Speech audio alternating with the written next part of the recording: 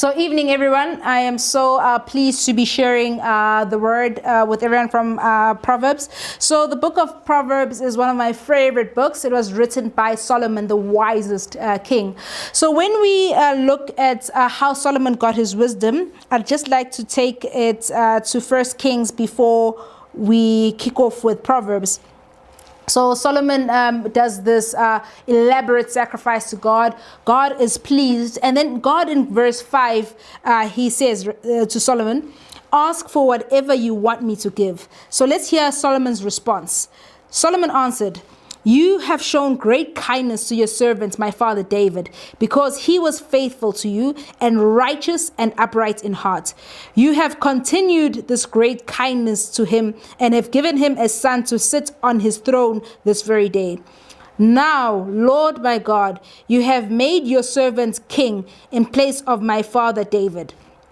But I am only a little child and do not know how to carry out my duties.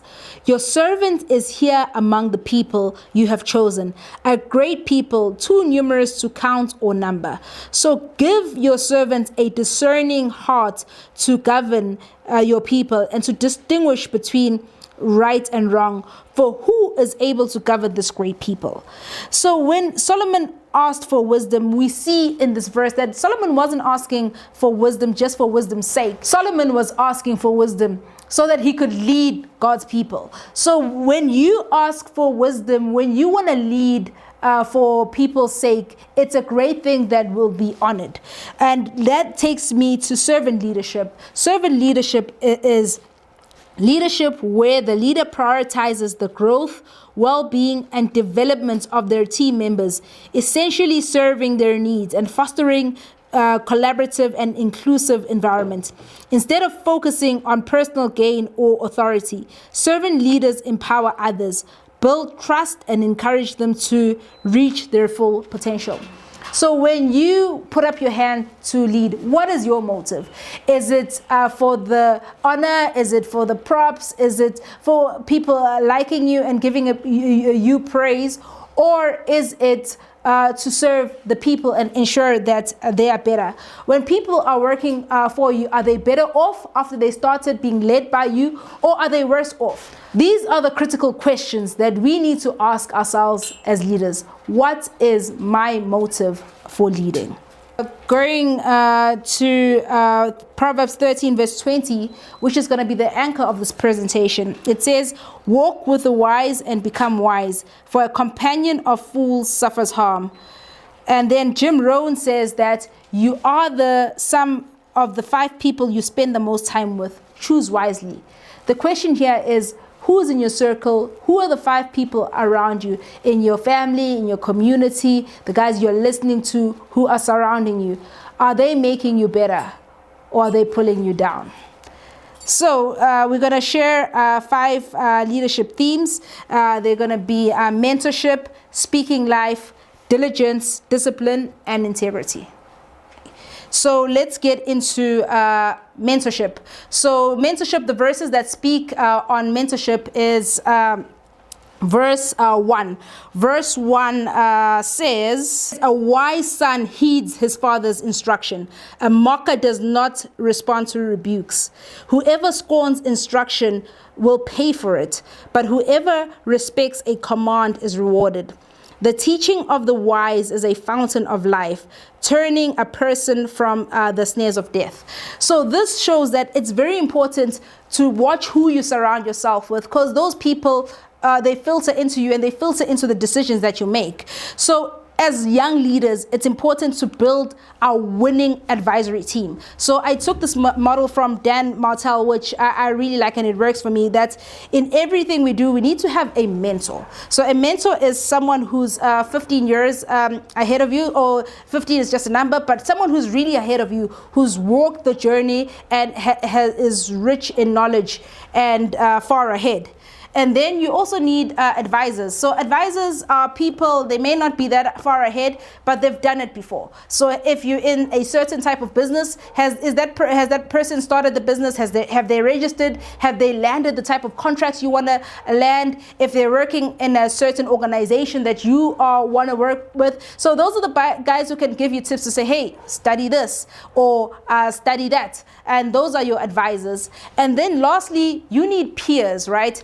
People in the same industry and just slightly ahead of you. So those are the people that you are going to be imparting knowledge to, and they are also going to be imparting knowledge to yourself. So the reflective question I'd like to ask is, who is in your advisory team? Who is mentoring you? Who is advising you? And who are you partnering with as a peer? And sometimes, depending on the environment that we come from, we don't have these people who are ready to mentor and who mentor. But with technology and the internet, we've got a wealth of people we can tap into, top class, watching their videos, reading their books, and going with their podcasts. And the next point I'm going to go with is speaking life. So verse 2 says, from the fruit of their lips, people enjoy good things, but the unfaithful have an appetite for violence. Those who guard their lips preserve their life, but those who speak rashly will come to ruin.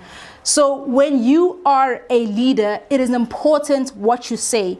It is important what you say about your organization. It's important about what you say about your family, your community. It is also very important what you say to your people, the people that you're leading, because you need to speak life. As a leader, you're the commander of the vision, and people follow you. They don't follow you just because of where you're at. They follow you because of where you're taking them. So you can't be the one who's talking them down. You can't be the one who's just criticizing. Criticism must be constructive. When there's something wrong you see as a leader, you must when you see something wrong as a leader, you must talk to the person critically to say, hey, I see this, but this is how we can get better. Criticism can't be for just the sake of criticizing. So the reflective question here is, what are you speaking? What are you saying to the people you're leading? And what are you saying about yourself? The next point I want to talk about is being diligent, right? So verse 4 says, a sluggard's appetite is never filled, but the desires of the diligent are fully satisfied. So when you are a leader, in the beginning we spoke about servant leadership. So you are the one who is serving your people. And what people don't see, right? People see the title, people see the praise, but people don't see the long nights you spend as a leader trying to make things come together. If you are working on a project at work, people don't see those project plans. People don't see those stakeholder negotiations. If you're a business owner, people don't see the sleepless nights that you have trying to make payroll come together. Whether work has come, whether work has not come, you still need to provide for the company and pay the bills. So that is why being diligent is very important as a leader. So reading it again, a sluggard's appetite is never filled, but the desires of the diligent are fully satisfied. So as a leader, when you are diligent, when you are consistent and go for what you want and you execute on your plans, you will reach your desires. So if we look at the reflective questions here, what have you done this week to achieve your goals? Secondly, what do you plan? What is your plan for staying consistent? So we always talk about starting, get started. Getting started is amazing. Getting started is good. But being consistent is what carries you and makes you win in life. Because when you stop, your growth also stops. The next point, which is discipline, right? So discipline says, where okay, let's reach verse 10.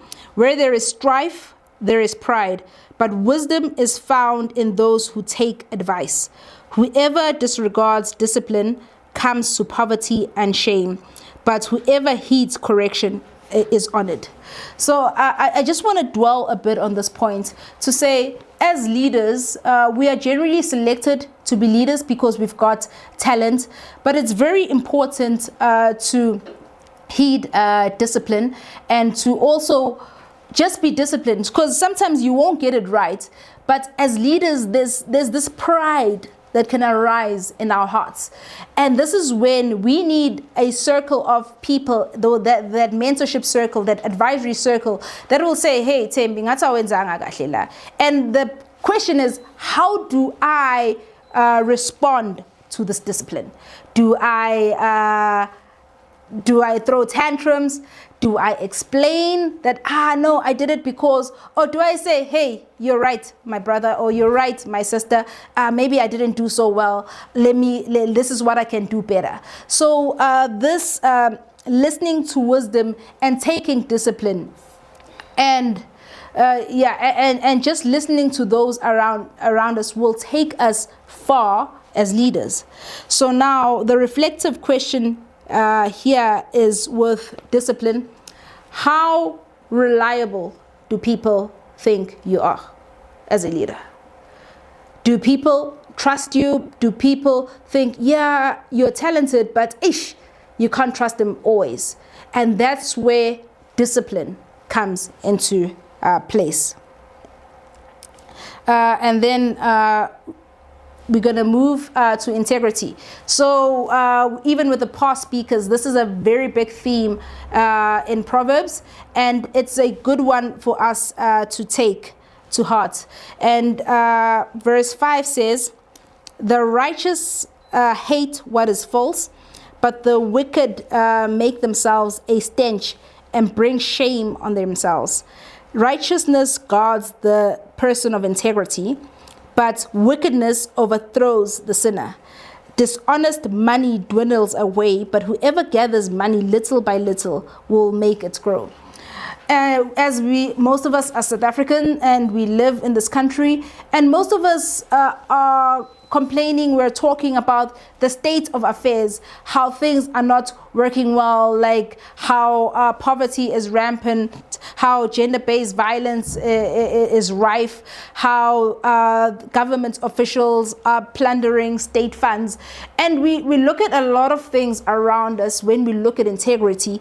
And I just want to bring it home as a leader to say, even though people are not watching you, someone wants to define integrity as, what do you do when people are not around and when people are not looking at you?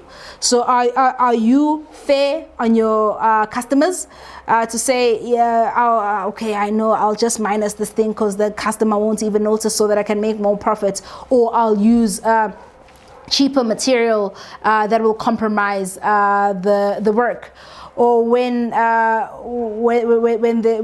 there's undue deals going on, are you just saying, or what's your take? Because it's easy to point at other people who are handling millions and billions, but what are you doing with that 100 Rand deal? What are you doing with the 1,000 Rand deal? What are you doing with the 10,000, 100,000, 1 million, 100 million deal yourself? It's not about what people, what happens when people are seeing you, because a lot of us hide our mischief in public. But it's when you are alone, can you sit quietly to say, yes, I'm proud of what I've done. The decisions that I've made are the right ones, even though they've cost me.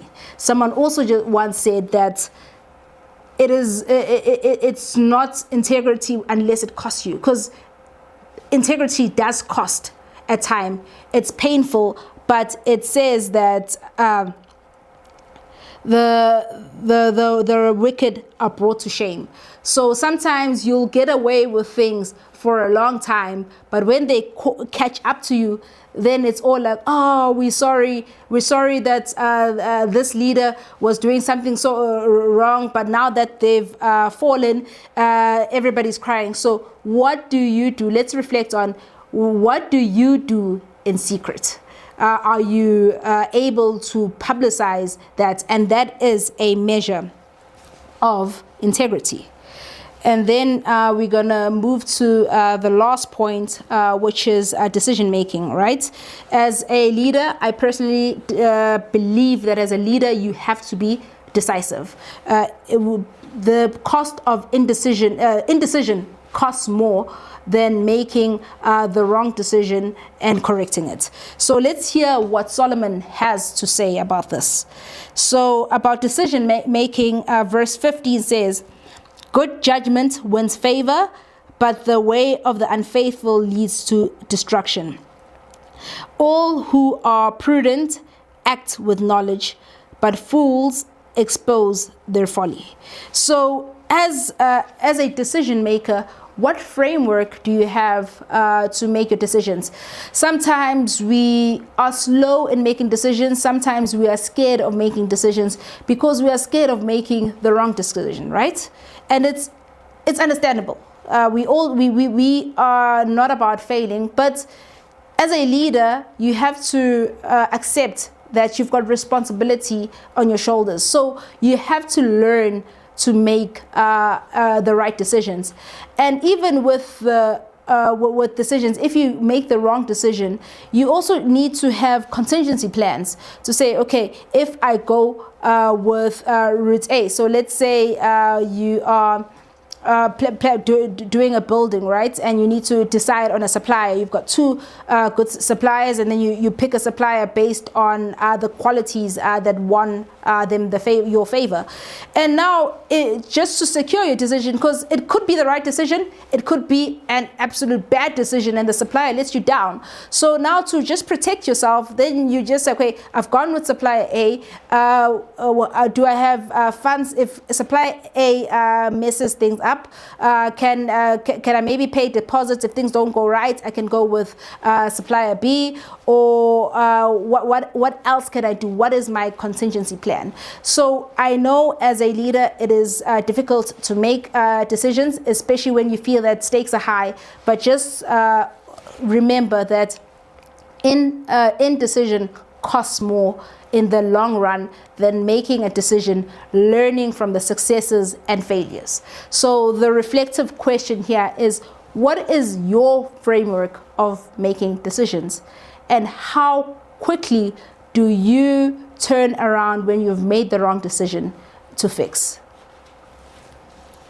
And as we put this all together, we go back to, he who walks with the wise will grow to be wise. Who are you walking with? Who's mentoring you?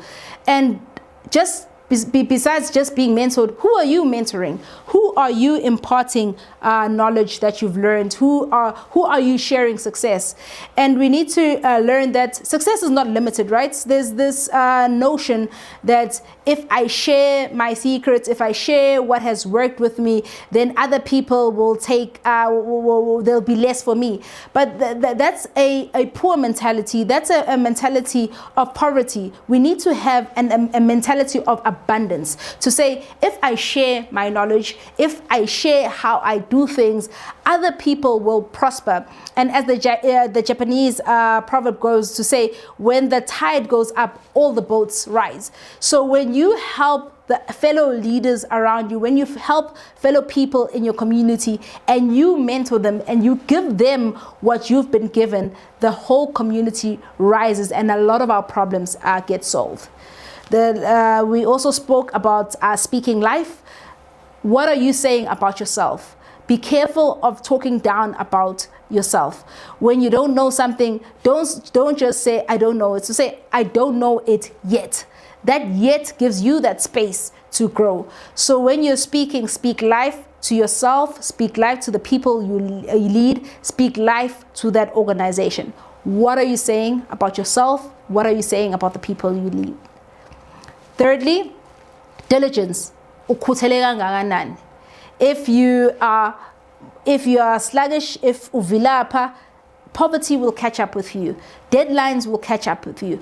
Are you working? Are you putting in the hours? Are you growing people and guiding them in diligence? Fourthly, it's discipline. How disciplined are you? How consistent are you? Do you trust yourself? Sometimes we, this example of gym, we all, New Year's, we are signing up in gym, we are saying that we are going to run. How consistent are you? How faithful are you to yourself?